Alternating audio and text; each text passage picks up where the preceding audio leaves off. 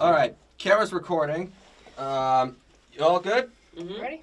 All right. Here we freaking go. Collin, are you feeling dialed in this morning? Kat, it's me. I'm always dialed in, and it's my duty to make sure you all are just as fired up.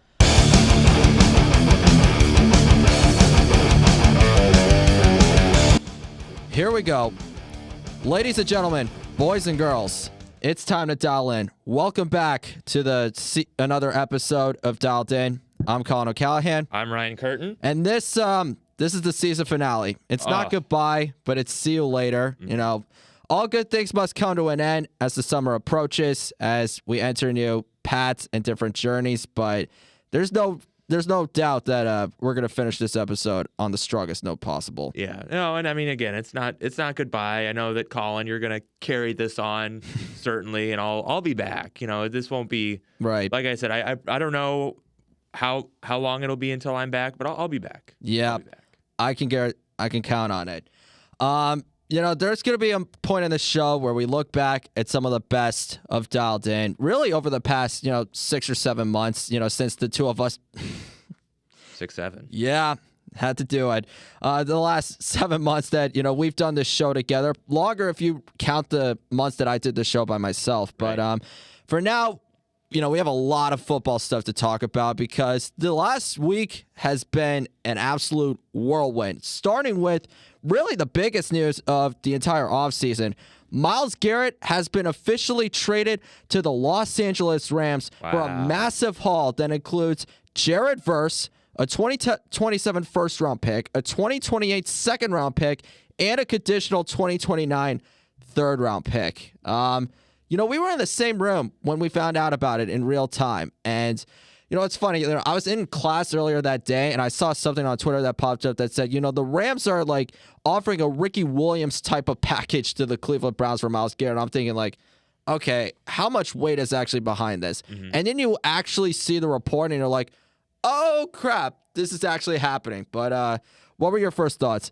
Well, I know a lot of people are saying that this was a very lopsided trade for the Rams. They got a lot they didn't have to give up too much to get Myles Garrett. And I don't know if they did give up less than I might have thought, but I feel like the Browns, they came out of this better than most people think they did. I agree. Because, Myles Garrett, obviously, he's still a really great player, but he's in his early 30s now, mm-hmm. and, who knows how many more good years he has left. The Rams are certainly in win-now mode, whereas the Browns are in a rebuilding phase. Yep. And I think they have a really great anchor on the defensive side of the ball now with Jared Verse. Because, he's only 25, I believe. He's 6 years younger. 6 years younger.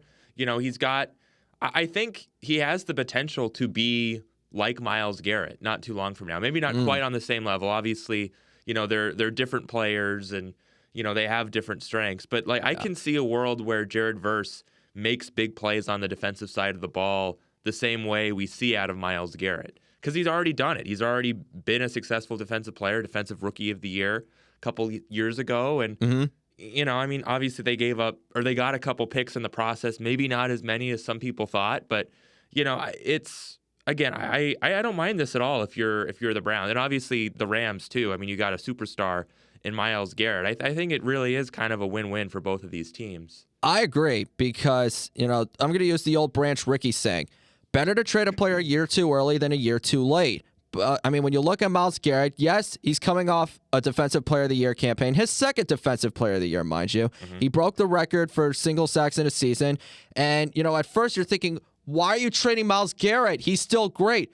That's the point. You can still get something for him. You could get a huge haul for him. If somehow down the road the Browns are still losing and the production's starting to dip off and you want to move on from him, you're not going to get that big of a return as a result. So I definitely agree that, listen, it's going to sting for Cleveland because, yes, you possibly wasted another generational player that you've had for who knows how long. But I think at the same time, you said it perfectly. The Rams, they're in win-now mode. F them picks. That's the mantra that Les Snead made. By the way, I was thinking about this. Just imagine if they had made this move 4 years ago or 5 years ago when Yeah. Aaron Donald was still on the team, then it really would have been over. Have you seen the videos of like Aaron Donald getting back in the gym? Yes. And, like he's working out more. I mean, I saw the rumors and the Pat McAfee video of being like, Yeah. "Hey, you know, I texted Aaron being like, you know, would you come out of retirement?" I've been thinking about it. Listen, I get that he's 35, but I don't care. Aaron Donald could still play if he wanted Oh, to. absolutely. I Yeah. mean, him benching like 500-pound weights like it's nothing and just holding them like it's, you know, picking up like a box of chips or something or a bag of chips.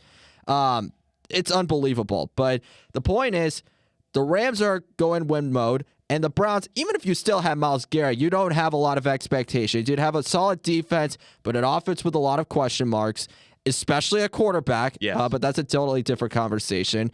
But at the same time, you got draft compensation. Jared Verse, he had 7.5 sacks last year. The year before, he was the defensive rookie of the year. So you're definitely getting a really quality edge rusher who is going to be a stud in this league, without question. So, yeah, I think it's a good trade for both sides here. And if the Rams get a Super Bowl out of it, then it'll be even better for them. Yeah, no, that's the goal, right? Just even if you just get one, I mean, I think they're in win now mode and they have like all the pieces to do so. Yep.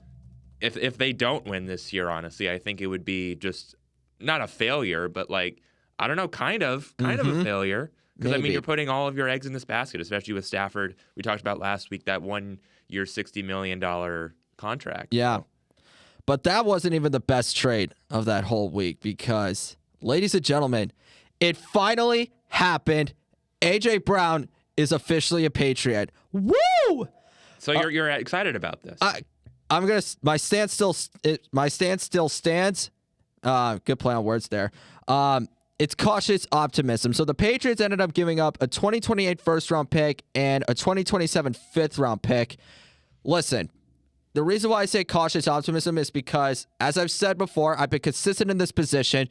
As a player, you're getting an outstanding receiver coming off another 1,000-yard season, still proving to be one of the best in his position in the league. But the reason why I say cautious is because you've seen, like, you know, the wrinkles Right. in Philadelphia, you know, the relationship with Jalen Hurts not being as strong as it used to be, Brown not even going to his or not even being invited to his wedding. So there's a little bit of a fracture. I mean, Brown said it himself. It's like, you know, they still love each other. They've just grown apart. And that's what happens when you don't really maintain the success that you've had. And then you compound that with the fact that, you know, Nick Sirianni, things might have been tense with him and, you know, how, you know, the dynamic must be between him and every single member of that Philadelphia Eagles organization. So you're thinking like, okay, you don't want all of that to like stem from him. But listen, A.J. Brown has been a Patriots fan all of his life. You know, he wanted to be drafted by the Patriots back in 2019. I wanted the Patriots to draft A.J. Brown because he was just sitting there out of Ole Miss. Him and DK Metcalf, those were the two receivers I wanted. And instead, Bill Belichick took N'Keal Harry. And they left A.J. Brown on the table and DK Metcalf and Deebo Samuel. And N'Keal Harry was just a flat-out bust. That might have been one of the worst draft picks Bill Belichick made, you know, in his GM career. But, you know, with A.J. Brown being back on his favorite team, with Mike Vrabel reuniting with him, you know, who had an amazing relationship in Tennessee, you know, with Drake May, who's willing to push the ball down the field and is going to throw the ball his way. And Jalen Hurts can be a pretty conservative thrower of the football. Not that he's not great, but, you know, there are times where a lot of the numbers, you know, not being where they're supposed to be, you know, there's some criticism that's validated when it comes to him not being able to or not willing to take as many shots as you would hope. And more importantly, I think with Josh McDaniels being the offensive coordinator, like you've seen the receivers that, you know, he's gotten the most out of: Wes Welker, Randy Moss, Brandon Marshall, Devontae Adams, A.J. Brown. If all goes well, he's going to have another Pro Bowl caliber season. And at the best case scenario, he could be first team All-Pro. Yeah, So it's an interesting take. I agree that it was a good trade for the Patriots because you're not giving up too much. I mean, a first in 2028, right? And then a fifth next year. Yep. Like that's nothing really for you know, a guy that, as you said, has the potential to be an all-star player. He's reuniting with Mike Vrabel, a guy that he clearly has a lot of respect for, and I think it's a good fit. But it's interesting that you say that, you know, Hurts is not the kind of guy to take shot. I think Hurts is really like an all or nothing kind of guy where he either like hands it off, then Yeah. deep shot to A.J. Brown. I think this is a different system for A.J. Brown than it was even in Tennessee, but course. especially in the Eagles, where the Drake May, he thrives in the short passing game. And so I think you got a guy like A.J. Brown. He's not going to have as many big receptions, I don't think, but he is going to get a lot of targets as this big-bodied receiver. He's going to be able to box people out on curl routes and, find space. And so I think it'll be interesting to see how he works in that offense, because I do think it's a lot different than the Eagles' offense. Sort of, I guess that's kind of the point you were making. But I'm excited. I think it's a good fit for A.J. Brown, and we'll have to see. I mean, only time will tell, right? If that'll if it proves to be the right choice for him. All this means, too, is that Kayshon Boutte is probably going to get traded. And it's like, it stinks because I really liked the Kayshon Boutte pick at the time, and last year was his career high year, like one of his best, but he has definitely not exactly been like the reliable, like consistent threat that, you've wanted, out of him. But time will tell to see what happens. But speaking of happy memories for, football teams, he's back. Odell Beckham signing a 1-year deal with the New Jersey Giants. And they also signed Juju Smith-Schuster and Alex Earl's ex-boyfriend, Braxton Berrios. I didn't even know that those two broke up, by the way. Yeah, me neither. But with the OBJ signing, I'm thinking like, okay, it's a feel-good story, but I don't know. To me, I feel like it's just going to be one of those things where it's like, is he really going to like be on the roster through the regular season, or are they going to just see how he goes through training camp? And if other players end up standing out, then OBJ is going to get cut because he hasn't played football in 2 years. He's had serious knee injuries, throughout his career. And I don't know, like with a new quarterback and, Malik Neighbors coming back and a few, depth pieces emerging, it's just like, I don't really know what to make of it. Yeah, well, I agree. I think that's the big concern, the knee injuries and the fact that he hasn't played in 2 seasons. Obviously, age-wise, obviously he's getting up there, but I think you're more worried about injuries, obviously. But I think this also, you mentioned Malik Neighbors coming back, but it seems like we don't know if he's going to be ready to go by week 1. It seems like he's progressing really slowly in rehab. I think John Harbaugh said it's like we don't really know how he's going to look, before training camp and things like that. Yeah. So... Yeah, but I mean, even though, Neighbors and OBJ are like completely different receivers, completely different pieces, I think that you might just have OBJ on your roster to, play a few games while you wait for Neighbors to come back. Yeah. And I mean, that's something that the fans want. That seems realistic too, because it's like if Neighbors is on the PUP list for like the first 4 weeks or whatever, then I feel like that's why you signed those 3 in the first place. But go ahead. Yeah, no, I was basically just going to say that, right? Like, OBJ, he's not the long-term answer, obviously, for this Giants offense. You're just trying to get as many pieces as you can to, give Jackson Dart options to throw to. And, without Malik Neighbors, who's their wide receiver 1 right now? Right? I mean, I don't know, because Wan'Dale Robinson's in Tennessee. And I mean, even still, I wouldn't call Wan'Dale Robinson wide receiver 1 material. So I think you're just trying to add as many bodies in there as you can while you wait for Malik Neighbors to actually come back from injury, finish rehab, and get ready to go. Yeah, I mean, they signed Calvin Austin in free agency and Darnell Mooney. They got Darius Slayton, who's still on the team. I don't know how. Just because he's always one of those players that it's like he's never really lived up to his pedigree or his potential, but yet the Giants still love him for whatever reason.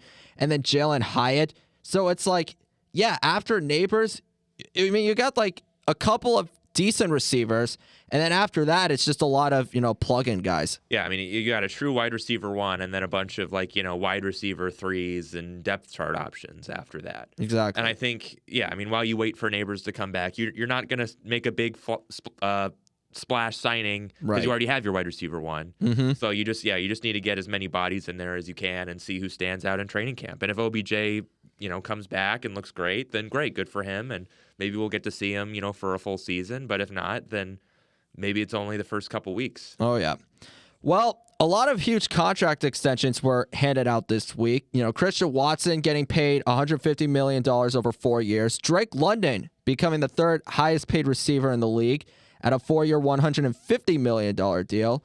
Nick Herbig of the Pittsburgh Steelers getting 4 years, $100 million, and Darnell Washington getting himself a big deal, 4-year, $42 million. But I think the biggest news surrounding that wasn't even a contract extension. It's a little bit of a wait and see type of game.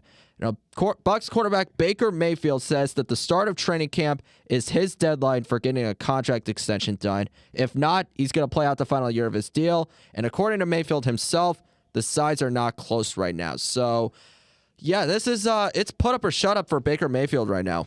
It's interesting because, I mean, obviously Baker Mayfield has been great on the Bucs, at least for the first. It's been a renaissance. Yeah, exactly. Like the first, 2.5 seasons. But the last few games of this past season, he was not himself. Yeah. And I think that's leaving a bad taste in Bucs ownership's mouth, where they seemed like a sure thing for the playoffs.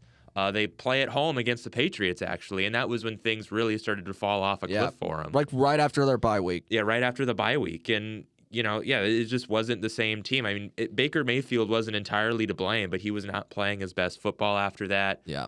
You had injuries. I think Bucky Irving, right, was out for a lot of the end of the year last year. So. Yeah, and he's still dealing with a foot injury that, might keep him out for the first half of training camp, but... Yeah, no, but I mean... Yeah, there's a lot of factors why they ended up not making the playoffs, but you're...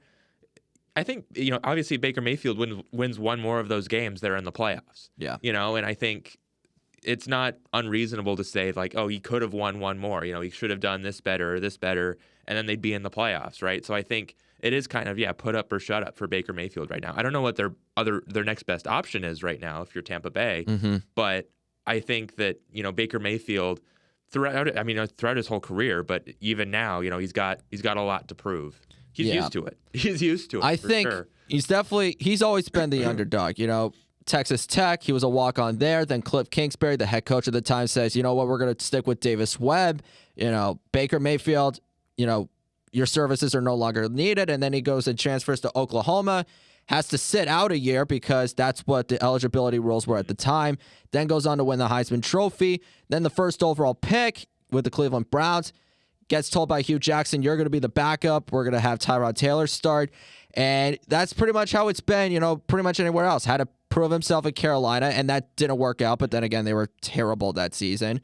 Then he pretty much saved his career with that Thursday night victory against the Raiders on Thursday Night Football. That final drive where he had to go, what was it, 96 yards or something like that? Over 90. Just 2 days after joining the team, which is insane. And then Tampa Bay, you got to remember, when he signed with the Bucs, he wasn't guaranteed to be the week one starter right away. He had to compete with Kyle Trask for that starting job, but then he got it, he earned it, and it's been outstanding ever since. And, we both said it. He's really brought his career back on track. He's pretty much saved it. He's finally living up to being that franchise quarterback that we've wanted him to be like for the Cleveland Browns. But, that first year, they beat Philly, and then they lose to the Lions. The next year, they're one and done against Jaden Daniels. And then the year after that, they didn't make the playoffs. So I don't think it's solely a Baker Mayfield thing where he's the only one that has something to prove. It's everybody on that roster and the coaching staff, because if they underachieve once again,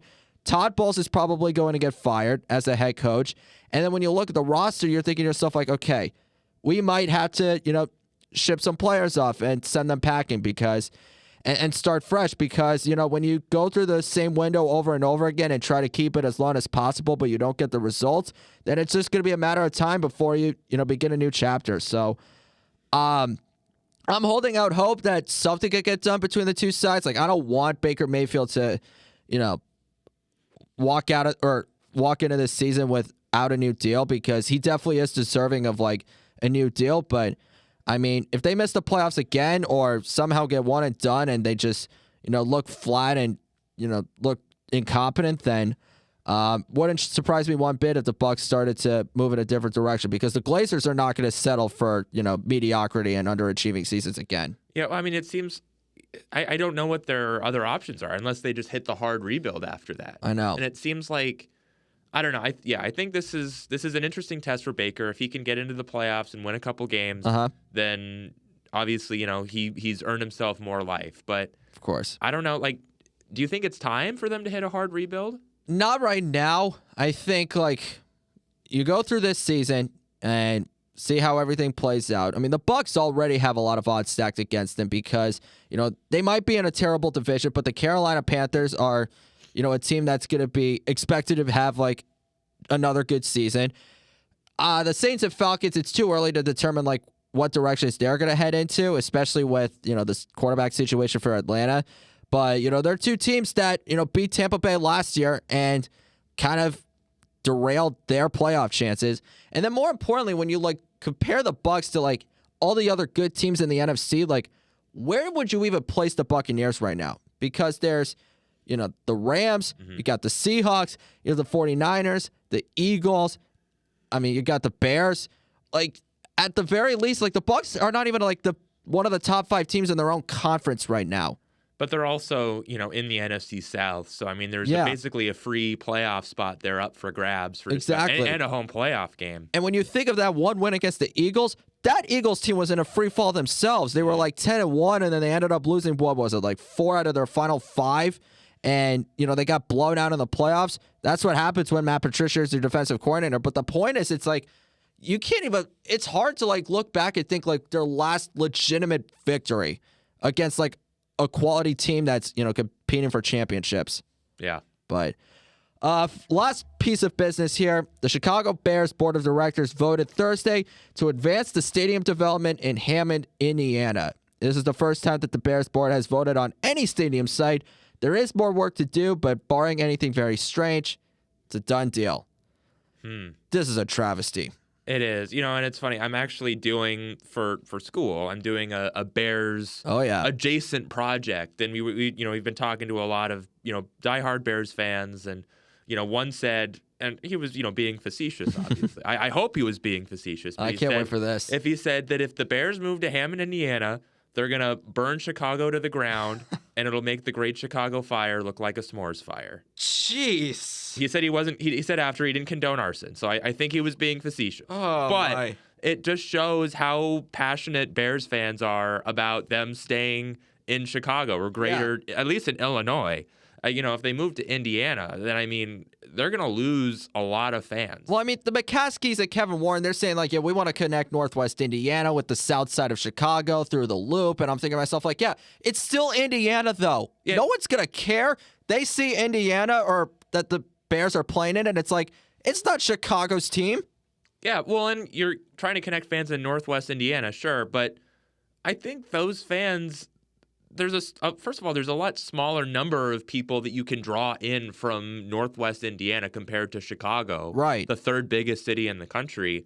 But you're more likely to lose, thousands and thousands and thousands of fans. The same way, even though, a few years ago, right, the Chargers moved from San Diego to LA, even though, LA is a bigger city, you still lost a majority of your fan base when that happened. And it's gonna be the same sort of sentiment. Same thing happened with the Rams. Yeah, same thing from happened St. with Louis the Rams. to LA, yeah. Yeah, so I mean I think it's gonna be, obviously you're moving from like a bigger area to a smaller area. And I think because you're doing that, you're gonna lose even more fans than, the Chargers or the Rams or, however. I know.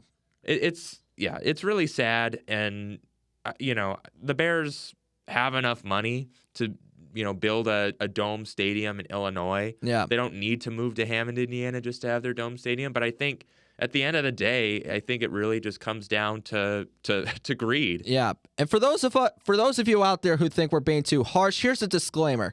Nobody is denying that the Bears need a new stadium right now. Oh, yeah. Soldier Field is one of the smallest stadiums. It might be in a nice part of town, but there aren't a lot of seats. Mm-hmm. The design of it is absolutely terrible. At least that freaking spaceship thing that they got on the back of it. No one's questioning that. But if you're not going to keep the Bears in Chicago, then at least find a way to keep them in the state of Illinois. Like the Arlington Heights proposal, I don't know if that got completely shut down just yet. But at the same time, it's funny, like the Bears are trying to say, we're trying to like connect bridges together, but you're just really like dividing everybody from the team.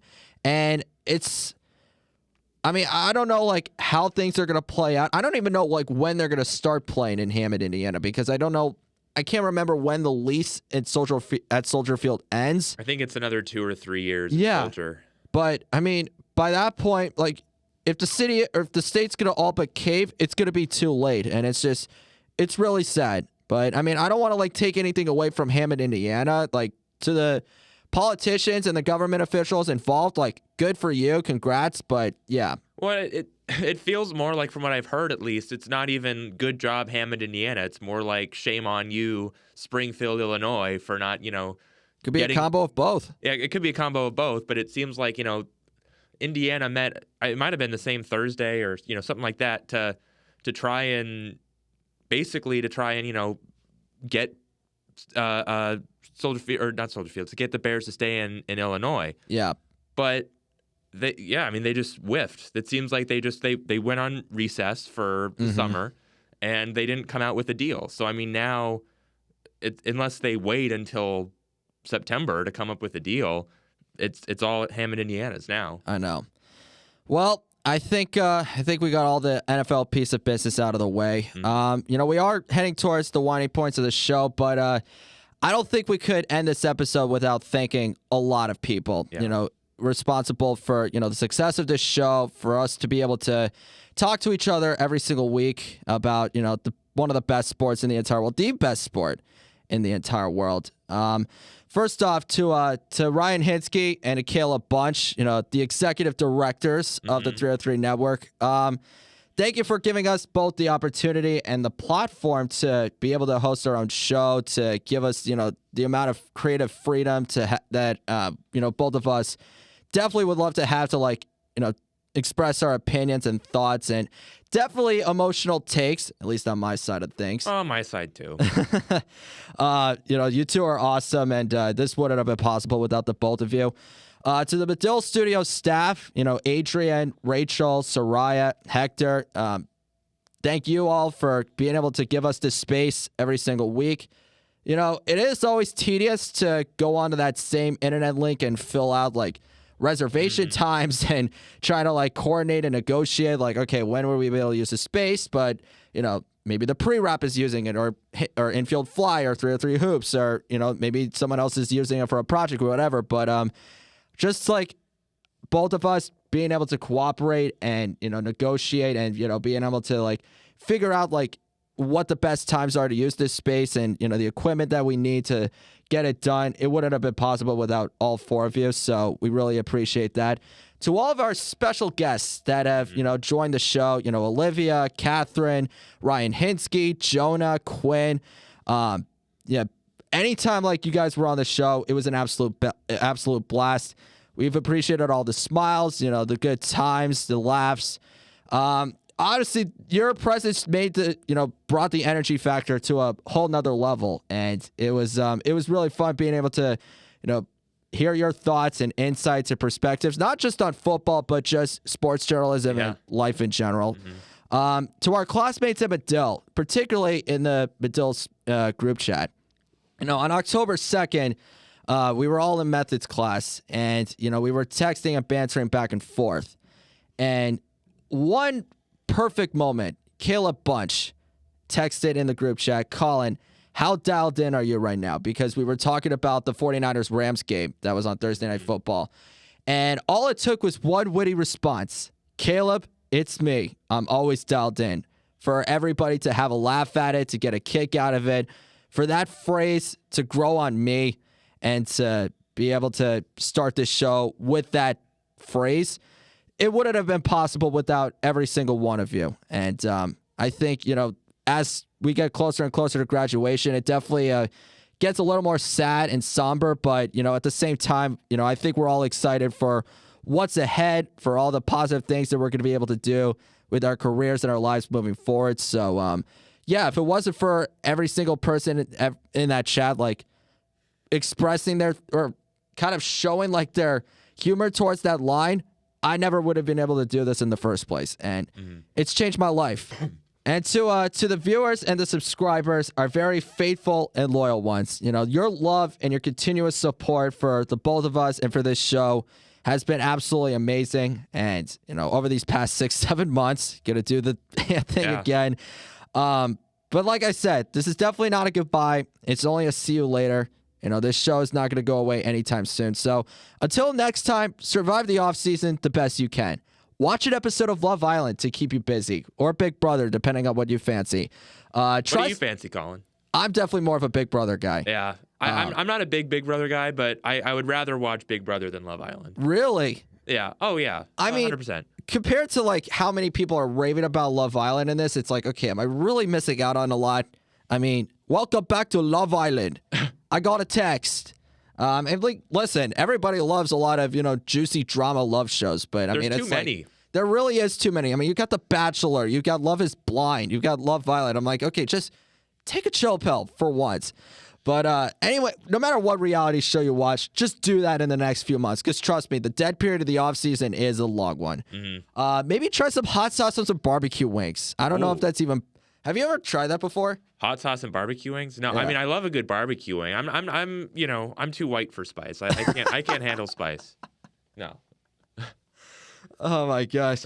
There you have it. And then take a Soul Cycle class because believe me, you won't miss out being on a stationary bike and being able to, jam to some Taylor Swift or to Katy Perry or whatever artist you like. Colin, wait, yeah, this is a good opportunity. How many rides have you been on now at Soul Cycle? 401. Wow, yeah, so just past 400. I know that was a big celebration. Yeah. I'm sorry I couldn't be there for that. It's okay. But yeah, it was pretty cool. Just I knew, like, here's the thing, like I've done a bunch of birthday rides there, so when you're in there, like they'll give you a quick shout out before the class starts, you ride to it, and then another funny thing is like on the stage or like where the instructor rides, they'll have like these candles, set up. So like towards the end of the ride, they'll like bring a bunch of candles to like 4 specific people, and if it's your birthday, if you hit a certain milestone, they'll like walk over to you so you could blow it out. This one, it was in the middle of May. It was 400th.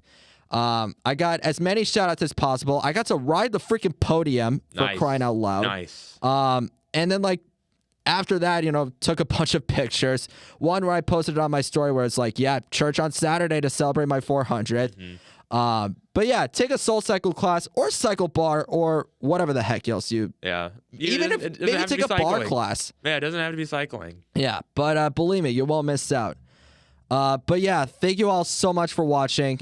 One last time, this is Collin O'Callahan. This is Ryan Curtin. Take care, everyone. Yeah, so long. It's not the end. Remember, we'll be back. We'll be back. I don't know. It's so somber, but it's. Yeah.